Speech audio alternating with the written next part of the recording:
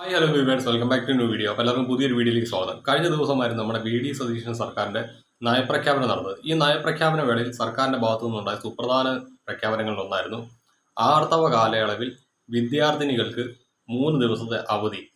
ഇതുമായി ബന്ധപ്പെട്ടുള്ള നിങ്ങളുടെ അഭിപ്രായം എന്താണ് എന്നൊന്ന് കമൻറ്റ് ചെയ്യുക. കാരണം നമ്മുടെ ഇന്നത്തെ ടോപ്പിക്ക് അതാണ്. നിങ്ങൾ ഇതിനെ അനുകൂലിക്കുന്നുണ്ടെങ്കിൽ അനുകൂലിക്കുക എന്നും പ്രതികൂലിക്കുന്നുണ്ടെങ്കിൽ പ്രതികൂലിക്കുന്നു എന്നും കമൻറ്റ് ചെയ്യുക. എന്നാൽ ഈ ഒരു വിഷയത്തിൽ ആദ്യമായിട്ട് പ്രതികരണം നടത്തിയത് സന്തോഷ് പണ്ഡിറ്റായിരുന്നു.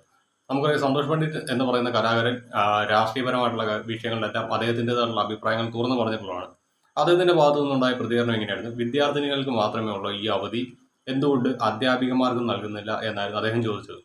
ആ ഒരു ചോദ്യം വാലിഡാണ്. കാരണം നിരവധി സ്ത്രീകളാണ് ഇന്ന് അധ്യാപന രംഗത്ത് നമ്മുടെ സംസ്ഥാനത്ത് വർക്ക് ചെയ്യുന്നത്.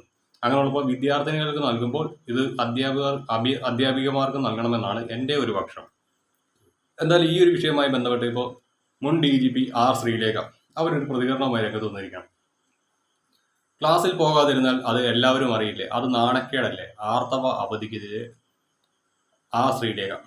ഇതിനകത്ത് എന്താണ് മേഡം നാണക്കേട്? മേഡം ഒരു സ്ത്രീയല്ലേ? സ്ത്രീകൾക്ക് എല്ലാ മാസവും സ്വാഭാവികമായിട്ടും ഉണ്ടാകുന്ന ഒരു പ്രതിഭാസമാണ് ഈ ആർത്തവം എന്ന് പറയുന്നത്. അത് പ്രായപൂർത്തിയായിട്ടുള്ള എല്ലാ പെൺകുട്ടികൾക്കും ഒരു ഏജ് വരെ നടക്കുന്ന കാര്യമാണ്. ഈ ഒരു ആർത്തവത്തിൻ്റെ പാർട്ടായിട്ട് തന്നെയാണ് ഈ റീപ്രൊഡക്ഷൻ അല്ലെങ്കിൽ ഗർഭധാരണം ഉൾപ്പെടെയുള്ള കാര്യങ്ങൾ നടക്കുന്നത്. അങ്ങനെയുള്ള ഒരു സാഹചര്യത്തിൽ ഇതിനെ മറച്ചു വെക്കേണ്ട കാര്യമൊന്നും ഇന്നത്തെ കാലഘട്ടത്തിലില്ല. എന്തിനേറെ പറയും, നമ്മുടെ TV ചാനലിൽ പോലും സാനിറ്ററി നാപ്കിൻ്റെയും അതുപോലെ മെൻസ്ട്രൽ കപ്പിൻ്റെയൊക്കെ പരസ്യങ്ങളും മറ്റു കാര്യങ്ങളൊക്കെ വരുന്ന കാലഘട്ടത്തിൽ ഇപ്പോൾ എല്ലാവർക്കും അറിയാം ഇങ്ങനൊരു കാര്യം എല്ലാ പെൺകുട്ടികൾക്കും എല്ലാ മാസവും നടക്കുന്നതാണ്. എല്ലാ പെൺകുട്ടികൾ എന്ന് പറയുന്നില്ല, കാരണം 5000 സ്ത്രീകൾ എടുത്താൽ അതിനകത്ത് ഒരാൾക്ക് ഗർഭപാത്രം ഇല്ലാതെയാണ് അവർ ജനിക്കുന്നത് എന്നാണ് സയൻറ്റിഫിക്കായിട്ട് പറയുന്നത്. അതായത് ഒരു പ്രായം കഴിഞ്ഞാലാണ് ഇവർക്ക് ഗർഭപാത്രം ഉണ്ടോ ഇല്ലയോ എന്നുള്ളത് ആർത്തവം വന്ന ശേഷമാണ് അറിയുന്നത്. അങ്ങനെ ഇല്ലാതെ തന്നെ ധാരാളം പെൺകുട്ടികൾ ജനിക്കുന്നുണ്ട് എന്നുള്ള കാര്യം ഈ അടുത്താണ് ഞാൻ പോലും അറിഞ്ഞത്. അങ്ങനെയുള്ളപ്പോൾ ദൈവം നൽകിയ ഒരു വരദാനമാണ് ഈ ആർത്തവം എന്ന് പറയുന്നത്, ഗർഭധാരണം എന്ന് പറയുന്നതൊക്കെ. അങ്ങനെയുള്ളപ്പോൾ അതിനെ ഒരു തരത്തിലും അറപ്പോടെയും വെറുപ്പോടെയും കാണേണ്ട ഒന്നല്ല. പിന്നെ ക്ഷേത്രങ്ങളിലും മറ്റും കയറരുത് എന്ന് പറയുന്നതിനകത്ത് കാര്യം രക്തമാണ്. അത് ക്ഷേത്രാങ്കണത്തിൽ വീണ് കഴിഞ്ഞാൽ ക്ഷേത്രങ്ങളിൽ പല പ്രശ്നങ്ങളും ഉണ്ടാകും.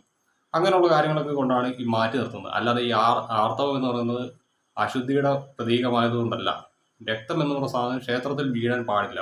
അങ്ങനൊരു വിശ്വാസം ഉള്ളതുകൊണ്ടാണ് ഈ ആർത്തവ കാലയളവിൽ സ്ത്രീകൾ ക്ഷേത്രത്തിലോ പോകരുത്, അതിനിടയ്ക്ക് വിളക്ക് കത്തിക്കരുത് എന്നൊക്കെ പറയുന്നത് ഇങ്ങനെയാണ്. അല്ലാതെ ഇത് അറപ്പും വെറുപ്പും ഉണ്ടാക്കുന്ന സാധനമായതുകൊണ്ടല്ല.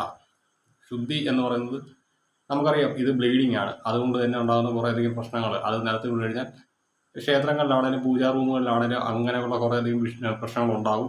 അതിൻ്റെ പരിഹാരങ്ങളൊക്കെ ഭയങ്കര വലുതായിരിക്കും.